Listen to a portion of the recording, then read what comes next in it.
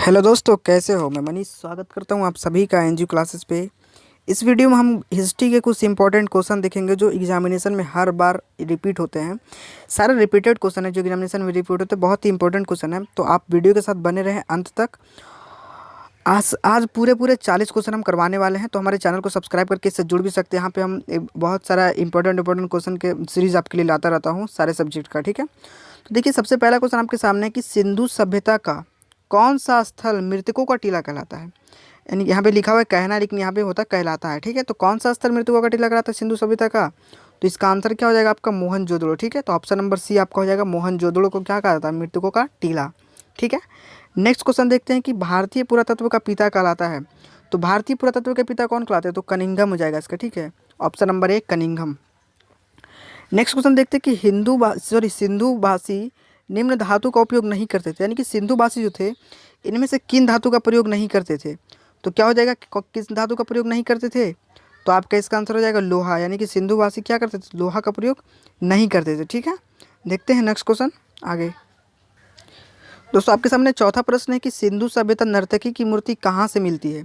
तो सिंधु सभ्यता नर्तकी की मूर्ति कहाँ से मिलती है, इसका आंसर क्या आपका हो जाएगा, मोहनजोदड़ो से मिलती है, ठीक है। तो ये बात याद रखिएगा कि सिंधु सभ्यता नर्तकी की मूर्ति कहाँ से मिलती है, तो मोहनजोदड़ो से, ठीक है। नेक्स्ट है, किसने भारत में सर्वप्रथम स्वर्ण सिक्के जारी किया था। तो भारत में सबसे पहले सोना का सिक्का कौन जारी किया था, तो वो हो जाता है हिंद यूनानी, ठीक है। हिंद यूनानी, ये बात आप याद रखिएगा। नेक्स्ट क्वेश्चन है कि शक संवत का आरंभ किसने किया था। तो शक संवत का आरंभ किसने किया था, कनिष्क ने किया था, ठीक है। नेक्स्ट क्वेश्चन देखते हैं कि किसने भूमि अनुदान की प्रथा आरंभ की। भूमि अनुदान की प्रथा किसने आरंभ की, तो सातवाहन, ठीक है। यहाँ पर याद रखिएगा कि भूमि अनुदान की प्रथा किसने जारी की। अगर एग्जाम में आए तो क्या मारेंगे हम, सातवाहन मारेंगे, ठीक है। नेक्स्ट है, मनुस्मृति की रचना काल क्या है। मनुस्मृति की रचना काल क्या हो जाएगा, 200 ईसा पूर्व से 200 ईस्वी तक, ठीक है। नेक्स्ट क्वेश्चन नाइन्थ क्वेश्चन आपके सामने है कि मृक्ष कटिकम रचना है। यानी मृक्ष कटिकम किसकी रचना है, तो क्या हो जाएगा, शूद्रक की। शूद्रक की रचना रचना क्या है, मृक्ष कटिकम, ठीक है। नेक्स्ट क्वेश्चन है कि चैत्य क्या है। तो चैत्य क्या है, आप लोगों को पता होगा कि चैत्य क्या है, पूजा स्थल है, ठीक है। देखते हैं नेक्स्ट क्वेश्चन, आगे बढ़ते हैं। देखिए दोस्तों, अगला प्रश्न आपके सामने कि 12 अंग संबंधित है। यानी कि 12 अंग किससे संबंधित है, तो आपका आंसर हो जाएगा जैन धर्म से संबंधित है 12 अंग, ठीक है। नेक्स्ट क्वेश्चन है कि संगम साहित्य की रचना है। तो संगम साहित्य की रचना क्या है, सी, यानी कि रचना हुई बोल रहा है। संगम साहित्य की रचना कहाँ हुई, तो कहाँ हुई, दक्षिण भारत में। तो इसका आंसर क्या हो जाएगा, दक्षिण भारत में, ठीक है। नेक्स्ट क्वेश्चन 13 नंबर क्वेश्चन है कि सातवाहनों का सबसे महान शासक कौन थे। तो सातवाहनों का सबसे महान शासक कौन थे, तो गौतमी पुत्र सातकर्मी करनी, ये क्या थे, सातवाहनों का सबसे महान शासक थे, ठीक है। तो ये बात आप याद रखिएगा, एग्जामिनेशन में अगर आए तो क्या मानेंगे, गौतम पुत्र सातकर्णी। नेक्स्ट क्वेश्चन पे बढ़ते हैं, देखते हैं। दोस्तों, 14 नंबर प्रश्न आपके सामने है कि अकबरनामा की रचना किसने की। तो अकबरनामा की रचना किसने की, आपका क्या हो जाएगा इसका आंसर, अबुल फजल, यानी कि ऑप्शन नंबर डी, ठीक है। जरूरी नहीं कि एग्जामिनेशन में ऑप्शन यही रहे, लेकिन कहीं भी अगर देखेंगे अबुल फजल तो आप उसको मारेंगे, ठीक है। बढ़ते हैं नेक्स्ट।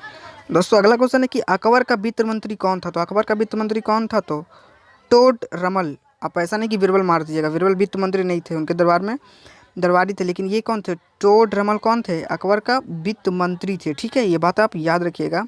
नेक्स्ट क्वेश्चन है कि मुगल कालीन चित्रकला किसके काल में चरमोत्कर्ष पर पहुंची। यानी मुगल कालीन चित्रकला किसके काल में चरमोत्कर्ष पर पहुंची। तो क्या हो जाएगा इसका आंसर आपका, ऑप्शन नंबर सी, यानी कि जहांगीर के काल में, ठीक है।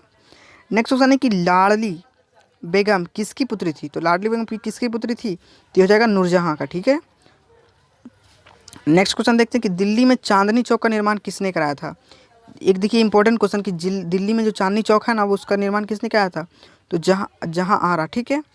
तो ये बात आप याद रखिएगा। नेक्स्ट क्वेश्चन है 19 नंबर क्वेश्चन है कि भारत में अंतिम मुगल सम्राट कौन था।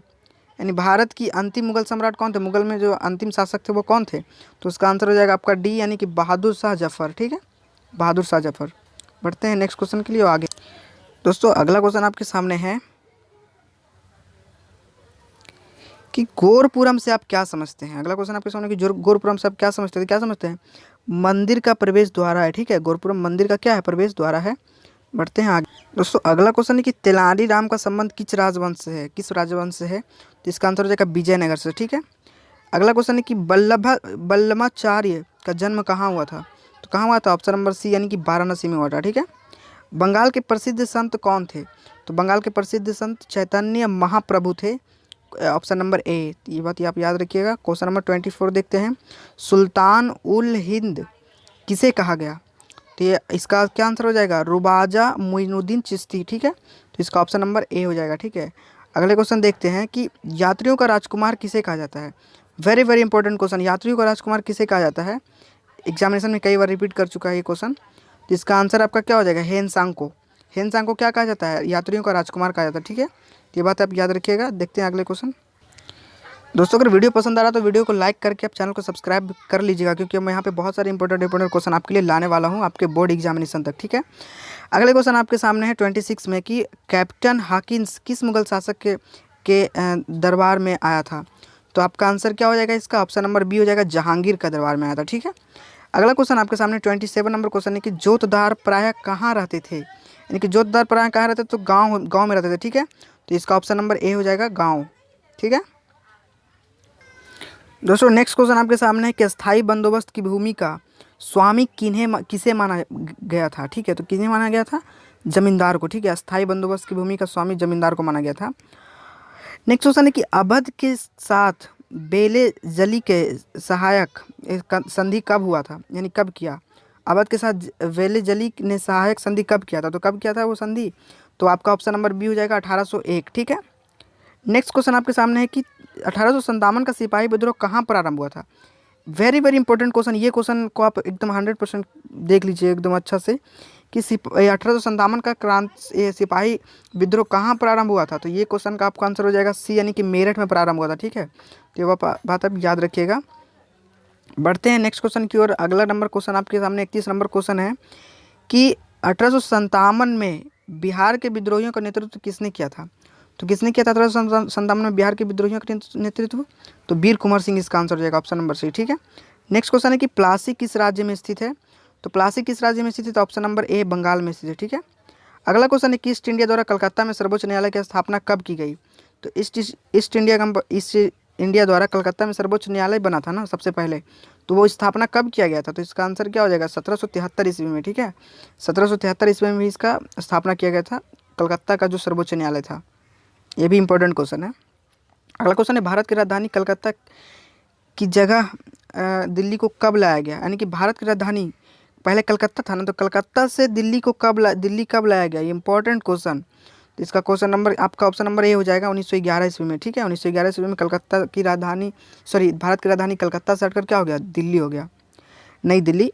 नेक्स्ट क्वेश्चन है कि भारत में जनगणना कि कब से प्रारंभ किया गया? यानी कि भारत में जनगणना कब से प्रारंभ हुआ? तो इसका ऑप्शन नंबर ए आपका हो जाएगा, 1872 ईस्वी से जनगणना प्रारंभ हुआ था, और हर एक 10 साल पे जनगणना आपका भारत में होती। देखिए तो आपके सामने अगला प्रश्न है कि बंगाल विभाजन किस वायसराय ने किया था? यानी बंगाल विभाजन किस वायसराय के द्वारा हो गया था? तो इसका आपका ऑप्शन नंबर क्या हो जाएगा? आपका ऑप्शन नंबर बी हो जाएगा, करजन पढ़ी के द्वारा। ठीक है, अगला क्वेश्चन देखिए दोस्तों, अगला क्वेश्चन आपके सामने कि खिलाफत आंदोलन कब हुआ था? इंपॉर्टेंट क्वेश्चन आपके सामने है, ये है, ये एग्जामिनेशन में हर बार ये भी क्वेश्चन रिपीट होता था। ये हो जाएगा 1920 ईस्वी में खिलाफत आंदोलन हुआ था। ठीक है, याद रखिएगा 1920 ईस्वी। मुस्लिम लीग ने मुसलमानों के लिए पृथक राष्ट्र की मांग कब की थी? मुस्लिम लीग मुसलमानों के लिए पृथक राष्ट्र की मांग कब की थी? तो इसका ऑप्शन नंबर बी हो जाएगा, यानी कि 1940 ईस्वी में मांग की थी। ठीक है, नेक्स्ट क्वेश्चन है कि भारतीय संविधान सभा के प्रारूप समिति का अध्यक्ष कौन थे? तो भारतीय संविधान सभा के प्रारूप समिति के अध्यक्ष कौन थे? तो इसका ऑप्शन हो जाएगा सी, यानी कि डॉक्टर भीमराव अम्बेडकर। ठीक है, तो आज तक के लिए इतना ही। तब तक वीडियो अगर पसंद है तो वीडियो को लाइक करें, चैनल को सब्सक्राइब करें और वीडियो को शेयर भी करें। धन्यवाद दोस्तों, आपका दिन शुभ हो। जय हिंद।